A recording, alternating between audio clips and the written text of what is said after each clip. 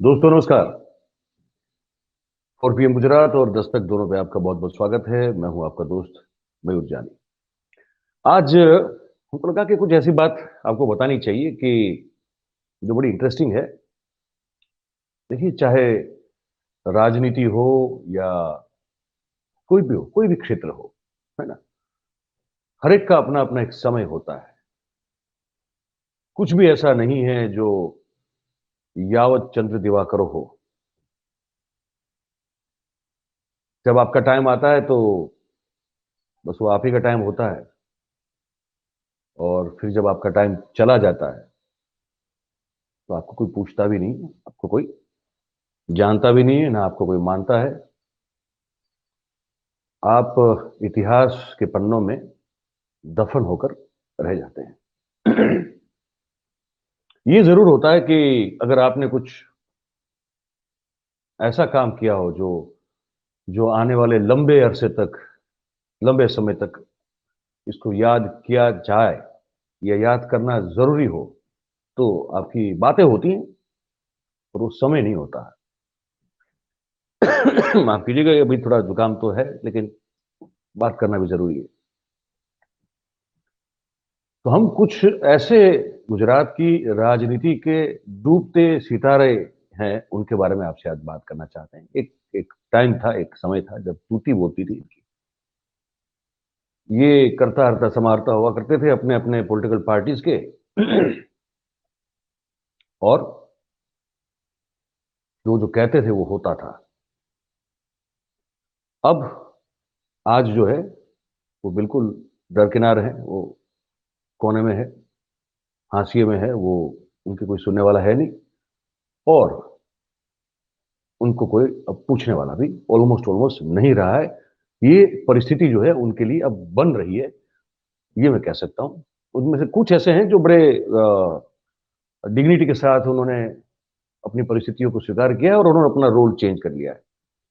कुछ लोग ऐसे हैं जो अभी भी ये सोच रहे हैं, अभी भी ये मान रहे हैं कि भले ही उम्र ढल रही हो, लेकिन हो सकता है कि अपना टाइम एक बार फिर से आ जाए।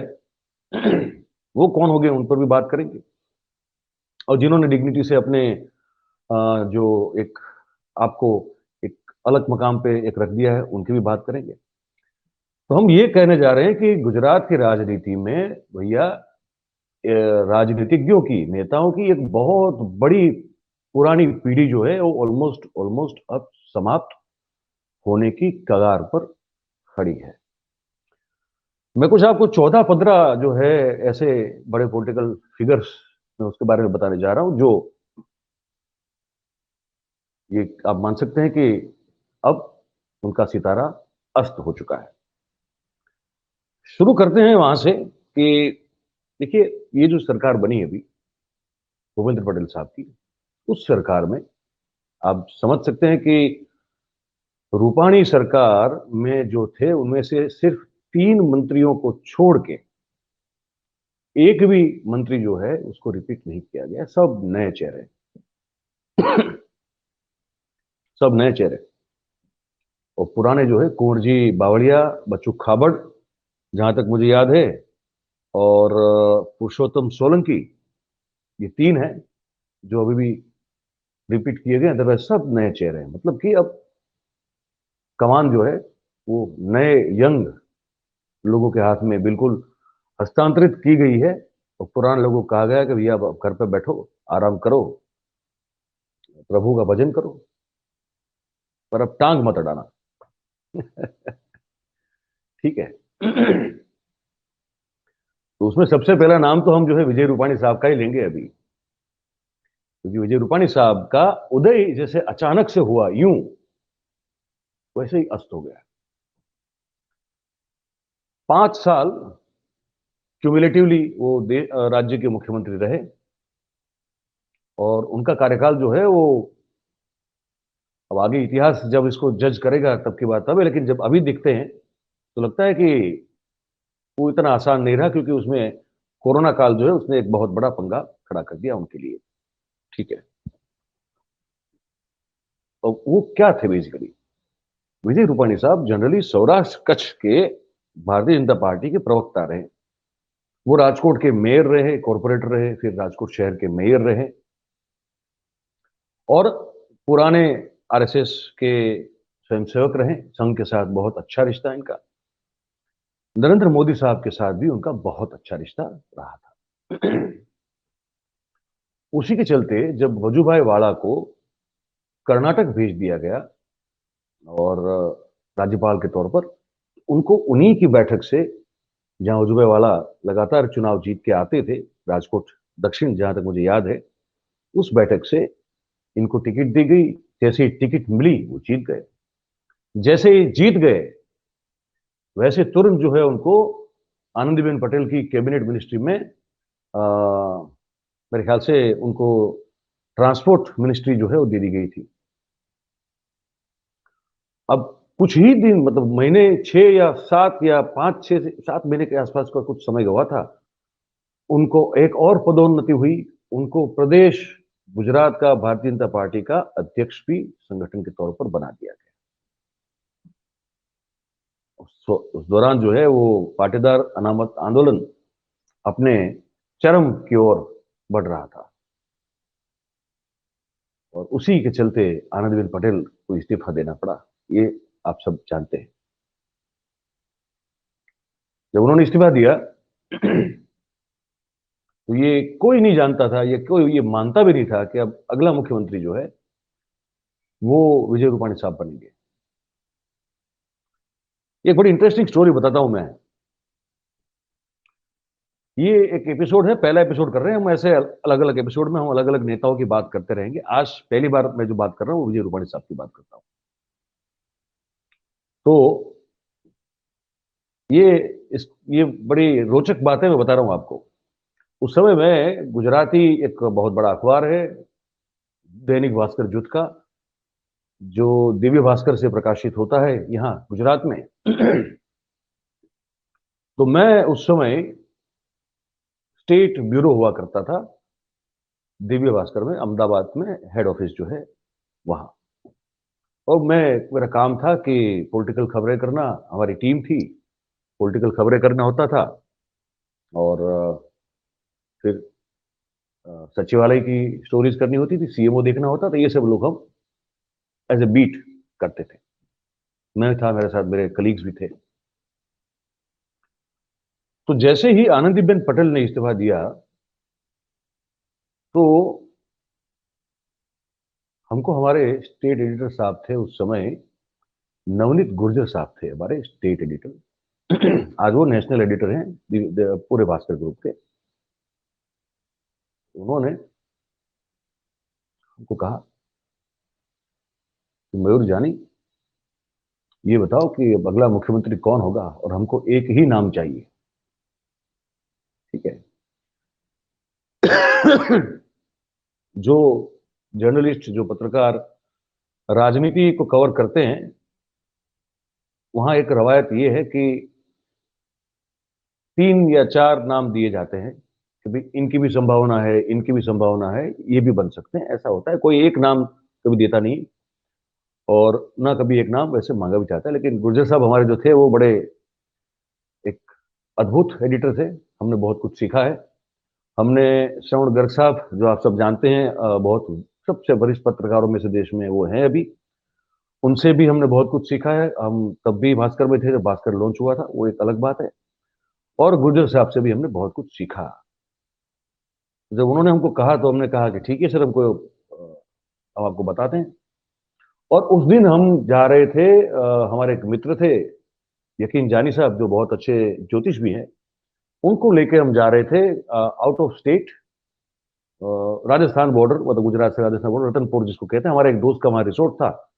उन्होंने कहा 2 दिन छुट्टी वुट्टी मना लेते हैं, और चल रहे थे, ड्राइव कर रहे थे, और हमको मैसेज आ गया कि आप फेसबुक पे देख लीजिएगा, थोड़ी देर में आनंदीबेन पटेल अपना इस्तीफा देने वाली है। तो हमने तुरंत हमारे स्टेट एडिटर साहब को फोन किया।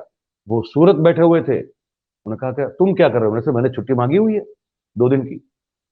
तो बोले कब होने वाला है? मैंने कहा हमको बताया गया अभी होगा कुछ देर में। तो बोले तुम वापस आओ। मैंने कहा सर हम तो पहुंच गए बॉर्डर पे अभी राजस्थान में, कैसे वापस आएंगे? बोले कुछ भी हो तुम नजर बना के रखो। मैंने कहा बिल्कुल नजर बना के रखेंगे। तो तब तक वो इस्तीफा उनका आ गया था फेसबुक पे। और अब ये था हमारे मन में कि हम ये तय कर लें, ये जांच ले कि कौन बनेगा नया मुख्यमंत्री। तो जिस तरह से हम विजय रूपाणी साहब का अचानक से, जो हम आगे पहले बोल चुके हैं, जो ग्रोथ देख रहे थे कि कुछ नहीं थे, सिर्फ प्रवक्ता थे, राजकोट के मेयर रह चुके थे, सौराष्ट्र कच्छ के बाहर उनका कोई कद भी नहीं था, इनको जिस तरह से विधायक बनाया गया, विधायक बनते ही जैसे बने वैसे तुरंत उनको आनंदीबेन पटेल की कैबिनेट में जो है वो स्थान दिया गया। उसके बाद 6 महीने में तुरंत उनको पूरे प्रदेश का भारतीय जनता पार्टी का अध्यक्ष बनाया गया। हम इस चीज को देख रहे थे। हमने कहा इतना जल्दी भारतीय जनता पार्टी में किसी का ग्रोथ नहीं होता है, ये बड़ा अनप्रेसिडेंटेड मामला है। अब क्योंकि हम भी सौराष्ट्र से आते हैं, हमारा भी बैकग्राउंड जो है पुराना संघ से रहा है, बीजेपी से भी रहा है, तो कुछ जान पहचान होती है। हमने कुछ लोगों से बात की वहां, हम तो पहुंच गए थे रतनपुर बॉर्डर पे। तो उनको ये बताया गया कि भैया ऐसा है कि हमको लग रहा है कि शायद विजय रूपाणी साहब बनेंगे।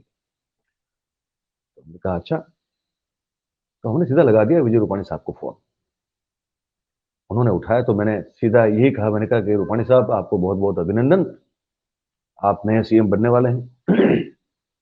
यकीन जानिए जो हमारे साथ थे वो सुन रहे हैं, वो देख रहे हैं, कह रहे हैं कि यार ये क्या कर रहे हो। मैंने कहा जानी साहब यही होने वाला है, हमको अब पक्का पक्का यकीन हो गया। जहां जिससे हमने जो बात की, हमको लगता है कि अब ये होने वाला है। रूपाणी साहब थोड़े भौचक के हो गए, बोले अरे यार क्या बात कर रहे हो फोन पे, अब मयूर भाई अगर इस तरह से आप बताओगे तो ये तो फिर गड़बड़ हो जाएगी, लोग ये कहेंगे कि मैंने आपको जानकारी दी है, ये बोल गए वो। मतलब कि हम जो सोच रहे थे, हमारे पास जो जानकारी आई थी, वो हमको पता चल गया कि वो सच है। फिर उन्होंने जो है बात को संभाला, उन्होंने कहा कि देखिए अब ऐसा कुछ नहीं है, लेकिन राजनीति है, कुछ भी हो सकता है, तो पर आप अभी कुछ लिखिएगा मत, ये मेरी आपसे पर्सनल रिक्वेस्ट है। मैंने कहा नहीं कोई नहीं सर, पर आप अभिनंदन स्वीकार तो कर ले हमारा। अरे बोले पर वो आप किसी को अभी कोई बात बताना मत। हमें कंफर्म हो गया, मैंने कहा ये हो रहा है। फिर हमने कुछ और चक्र चलाए, कुछ और लोगों से बातचीत की, और फिर हमारे पास वो कंफर्मेशन आ गई कि नए मुख्यमंत्री विजय रूपाणी साहब है। अब थे हम रतनपुर राजस्थान बॉर्डर पे, वहां से हमने हमारे स्टेट एडिटर साहब थे, नवनीत गुर्जर साहब थे, उनको फोन किया। हमने कहा कि सर मामला तो ये है कि अब ये बनेंगे। अच्छा, उनकी कुछ लाइन और ही चल रही थी। अच्छा, तब तक हम बहुत सारी ऐसी खबर कर चुके थे, जैसे ये विजय रूपाणी प्रदेश अध्यक्ष बनेंगे, वो हम 6 दिन पहले लिख चुके थे। वो बने उससे 6 दिन पहले हम लिख चुके थे, और वो सही साबित हुआ था। उससे पहले कुछ और खबरें थी जो हम सिर्फ मतलब कोई अल्टरनेट या ऑप्शन दिए बगैर हमने वो लिखी थी। राजनीतिक जो जो पत्रकारिता होती है, उसमें ये बड़ा एक सुसाइडल मामला होता है अगर आप ये कर दो तो। तो पर हमने किया था क्योंकि हमको पता था कि हमारे पास जो इंफॉर्मेशन है वो सच है, वो वही सब हुआ था। तो एक तो उन पे उनको हम पर बहुत भरोसा भी था कि यार ये इसके पास जो खबर आती है वो खबर झूठ नहीं होती है।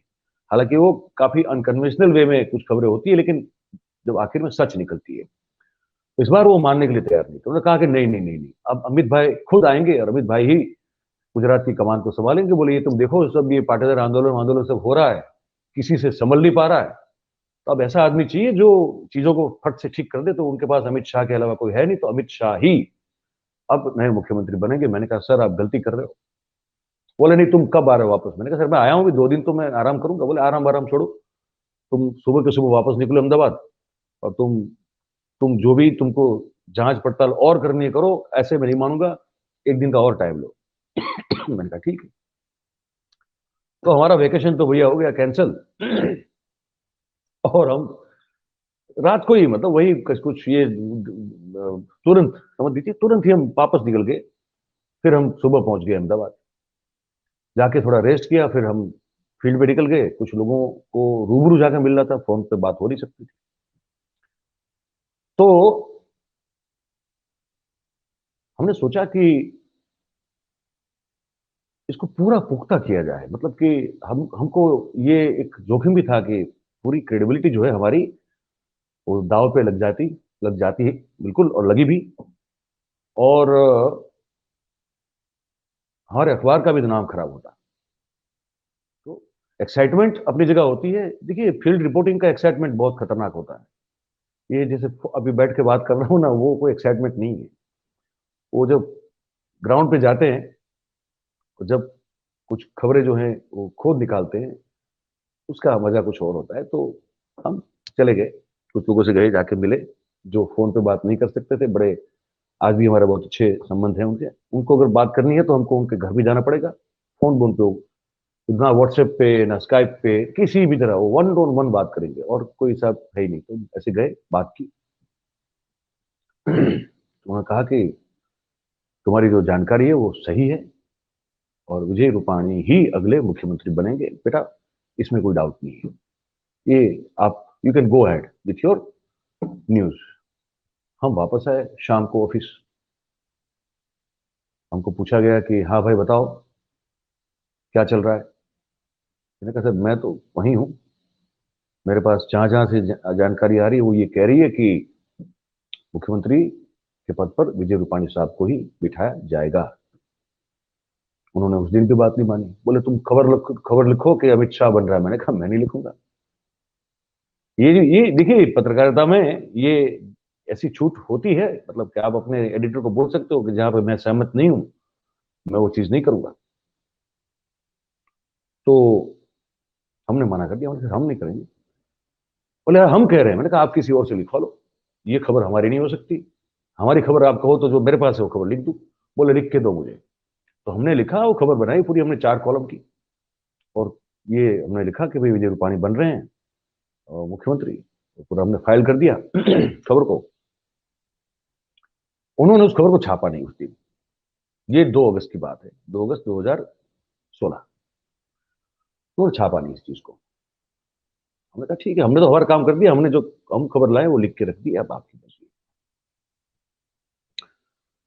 भाई अब 3 अगस्त, उसके दूसरे दिन 3 अगस्त को भी हमको ये प्रेशराइज किया गया कि यार तुम सही खबर पकड़ के लाओ। मैंने कहा ये सही खबर है, यही खबर जो है वो सही खबर है। पर आप मान नहीं रहे हैं, मैं क्या करूं। और मेरे पास इसके अलावा और कोई खबर नहीं है। ये खबर है कि विजय रूपाणी मुख्यमंत्री बनेंगे। तो कहा रुकते हैं, अभी देखते हैं, कुछ करते हैं। तो शाम हुई तो हमारे साथी जो थे वो सचिवालय से वापस आए, और उनके पास नितिन पटेल साहब का एक, उन्होंने खुद दिया हुआ अपना एक बायोडाटा था कि भाई नितिन पटेल, फिर उनका जन्म से लेकर उनकी पढ़ाई से लेकर कैसे कैसे कब कब कहाँ कहाँ वो करते गए, कैसे उनकी उन्नति प्रगति होती गई, और कैसे कैसे वो अब राज्य के मुख्यमंत्री पद पर बैठने जा रहे हैं। इस तरह का पूरा मामला था। नितिन पटेल के अपने पैतृक घर में महसाणा में वो मिठाइयाँ बनना शुरू हो गई। उनकी बीवी के लोग जो है जाके इंटरव्यूज कर रहे थे। नितिन पटेल भी जो है बड़े हंसमुख अंदाज में जो है फोटो वोटो खिंचवा रहे थे। सब हो रहा था पूरा। हमको थोड़ा फिर हमको थोड़ा प्रेशर महसूस हुआ। मैंने कहा यार ये अब हम, हमारे पास जो जानकारी है, ये तो जो हमको बता रहे हैं वो लोग तो आज भी यही कह रहे हैं कि नहीं रूपाणी ही सीएम बनेंगे, और ये अपना बायोडाटा आज दे दिया। मैंने कहा कहीं लफड़ा ना हो जाए। तो हमने कहा हमारे स्टेट एडिटर साहब से कि सर हमको 1-2 घंटा दीजिए, हम कहीं से मिल के वापस आते हैं। ये कुछ हमने 9 बजे के आसपास कहा होगा रात को। और वो जानते थे कि हम थोड़े उस तरह के पत्रकार रहे हैं कि वो कन्वेंशनल नहीं है। हम तो खबर के लिए कभी भी कहीं भी कितने बजे हम जा सकते हैं, वो कर सकते हैं। वो कमिटमेंट हमारा पूरा रहता है। तो हम जिनको फोन पे बात नहीं कर सकते थे, उनके वापस उनके घर पे गए फिर से। मैंने कहा कि सर ये तो नितिन पटेल का बायोडाटा है, ये तो उन्होंने खुद सबको दिया है। अब आप कह रहे हैं, मैं, मेरे पास जो खबर है आप कह रहे हो वो सच है, विजय रूपाणी साहब ही बनेंगे मुख्यमंत्री। तो मैंने कहा सर ये कैसे होगा। तो बड़े मुस्कुराए और कहा कि बेटा ये बीजेपी है, यहाँ कैमोफ्लाज जो है हमसे बढ़िया कोई कर नहीं सकता है। ठीक है, तो ये कैमोफ्लाज है। मैंने कहा नितिन पटेल को मालूम है कि वो नहीं बनने वाले हैं? बोले नहीं, उसको कुछ नहीं पता है, उसको कुछ बोला भी नहीं जाएगा, एंड तक नहीं बोला जाएगा, लेकिन तुम अपनी खबर के साथ जो है पकड़ के रखो उसको, विजय रूपाणी ही अगला मुख्यमंत्री बनेगा। मैंने कहा अच्छा। मैं वापस गया, तब तक 11 साढ़े 11 के आसपास का समय हो गया था, और हमारे स्टेट एडिटर जो थे नवनीत गुर्जर साहब, उन्होंने हमको मतलब डिस्कार्ड कर दिया था कि नहीं, इस बार ये कुछ कर नहीं पाएगा, कुछ नहीं होने वाला है।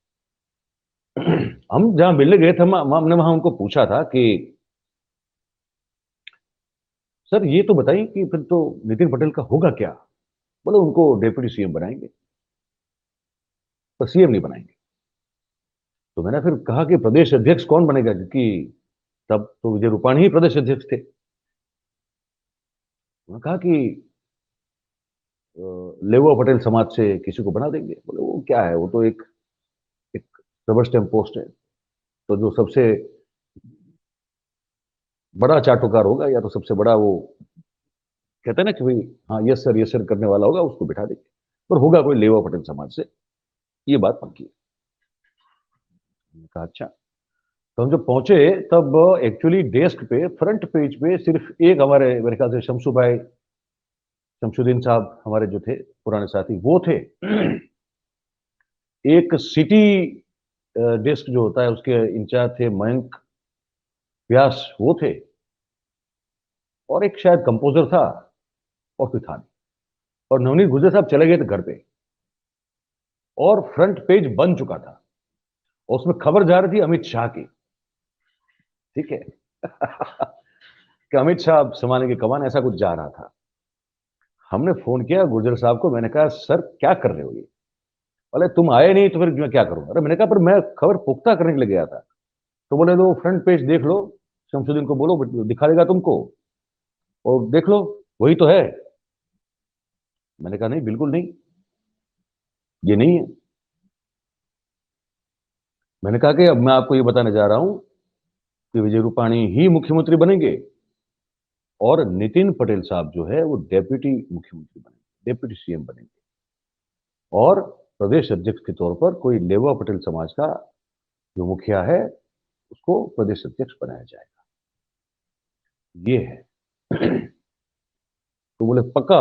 मैंने कहा बिल्कुल पक्का। बोले अगर गलत खबर हुई तो इस्तीफा ले लूंगा। मैंने कहा मैं इस्तीफा आपको टाइप करके दे देता हूं, आप अभी रख लो जेब में, जैसे मैं गलत साबित होता हूँ आप बिल्कुल उसको जो है वो पास कर देना, फिर हमारा इस्तीफा आप पास कर देना, हम दूसरे दिन से नौकरी पे नहीं आएंगे। पर होगा तो यही, ये मैं दावे से कह सकता हूं। तो ये 3 अगस्त की बात है। कभी आपको आर्काइव जाने का मौका मिला, आप जाके देखिएगा, 4 अगस्त 2016 की भास्कर की जो फ्रंट पेज है उसको देख लीजिएगा आप। हमने लिखा था कि विजय रूपाणी मुख्यमंत्री बनेंगे, नितिन पटेल डिप्टी सीएम बनेंगे, और पार्टी का प्रदेश अध्यक्ष जो है वो लेवा पटेल समाज का होगा। हंगामा हो गया पूरे राज्य में। मेरे खुद के कलीग जो है कह रहे तुम सुसाइड कर रहे हो। मैंने कहा ये खबर है, मैं क्या करूं, यही है। और उस समय मुझे जहां तक याद है कुछ 4 दिन और बाकी थे मुख्यमंत्री के चेहरे का नाम घोषित करने को लेकर। ठीक है, तो एक एक दिन जो है सबका बड़ा मुश्किल से हो रहा था कि क्या होगा क्या होगा। तो दूसरे दिन सब देखा कि अमित शाह को मिलने के बाद वापस आ रहे विजय रूपाणी और चेहरा उतरा हुआ है, तो सबने कहा कि अब मयूर जानी की नौकरी गई, और मयूर जानी का खेल खत्म। और हमको हमारा पेट का पानी भी जो है वो बिल्कुल हिल नहीं रहा था, ऐसे ही बिल्कुल हम स्थिर और शांत थे। आखिर वो दिन आया, 7, मुझे जहां तक याद है 7 अगस्त थी 2016, और प्रदेश कार्यालय का जो कमलम गांधीनगर और कोबा के बीच में, वहां पे सब तामझाम इकट्ठा हुआ, हम भी थे वहां पे, हम और हमारे कलीग सब थे वहां पे, सभी पत्रकार थे। अमित शाह आनंदीबेन पटेल के साथ मीटिंग चल रही है, मीटिंग चल रही है, मीटिंग चल रही है, और 40 मिनट तक चली वो। उसके बाद आनंदीबेन पटेल बड़े गुस्से में सबने देखा कि वो फिर मीटिंग वाला जो कमरा था वहां से निकल के वो चली गई और फिर ये घोषणा की गई कि भाई गुजरात राज्य का नया मुख्यमंत्री विजय रूपाणी होंगे और डेप्यूटी सीएम उप मुख्यमंत्री नितिन पटेल होंगे। और फिर यह भी घोषणा की गई कि गुजरात प्रदेश भाजपा जो है उनके अध्यक्ष जीतू वाघाणी होंगे, जो भावनगर से हैं और लेवा पटेल समाज के वन ऑफ दी मुखिया है। ये विजय रूपाणी के मुख्यमंत्री होने की कहानी है। उसके बाद बाकी और भी बहुत कुछ है, ये भी हम आपको बताएंगे। ये सीरीज हमने शुरू की है, देखिए। और हम ऐसे राजनेताओं पर अभी बात करने वाले हैं, सीरीज टू सीरीज, जिसमें आपको उनके बारे में खुल के हर चीज जो है जानकारी देंगे आपको। उनकी कैसे वो जो थे वो बने, फिर अगर उनका अस्त भी हुआ तो कैसे हुआ, जब तक वो काम करते रहे, जब तक उनका सूर्य मध्यान्ह पे रहा, तब तक वो क्या क्या करते रहे, चलिए कि हर चीज हम आपको बताएंगे। आज विजय रूपाणी साहब जो है वो नेपथ्य में है, ठीक है। वो अब फिर से उनका समय या उनका सितारा बुलंद हो, ये संभावना लगभग ना के बराबर है। तो अभी वो एक डूबता हुआ सितारा है भारतीय जनता पार्टी का, जिन्होंने अचानक 5 साल अचानक यूं, ऐसे होता है ना कि चमत्कारिक तौर पर जो है वो आए, उभर के आए, मिनिस्टर बने, सीधे फिर मुख्यमंत्री चीफ मिनिस्टर बने, और फिर अचानक से जो है उनको मुख्यमंत्री पद से हटा भी दिया गया। आज हमने जो सीरीज जो शुरू की है, गुजरात की राजनीति के डूबते सितारे, बस एक ही एपिसोड था पहला हमारा, जो विजय रूपाणी को लेकर था। अच्छा, ये भी हो सकता है कि हम कोशिश करेंगे विजय रूपाणी के कार्यकाल के दौरान जो जो हुआ उसको, मुझे लगता है कि अब अगला जो हम एपिसोड करेंगे तो वो देखने की कोशिश करेंगे, क्योंकि वो हमने बहुत करीब से उसको रिपोर्ट किया हुआ है, तो हम आपको उसके बारे में बताएंगे। तो दूसरे एपिसोड में विजय रूपाणी का जो कार्यकाल रहा बतौर मुख्यमंत्री, उस पर बात करेंगे, और कुछ हमारे जो अनुभव है निजी, वो भी आपको बताएंगे। तो अभी इस कार्यक्रम की जो पहली श्रेणी है, हमारी जो श्रृंखला है, उसमें इतना ही है। तो आप सबसे उम्मीद है कि आप पार्टिसिपेट कीजिए, कमेंट करते रहिए, आप इसको लाइक करें, सब्सक्राइब करें और करवाएं, और शेयर भी करें, ताकि हमारा जो 4PM गुजरात है वो भी ज़्यादा से ज़्यादा लोगों तक पहुंचे, और हमारा जो दस्तक है वो भी ज़्यादा से ज़्यादा लोगों तक पहुंचे। तो आपका सहयोग चाहिए, बस यही है। आज ये कार्यक्रम यही समाप्त करता हूँ। आप सबका बहुत बहुत शुक्रिया। Thank you very much. नमस्कार।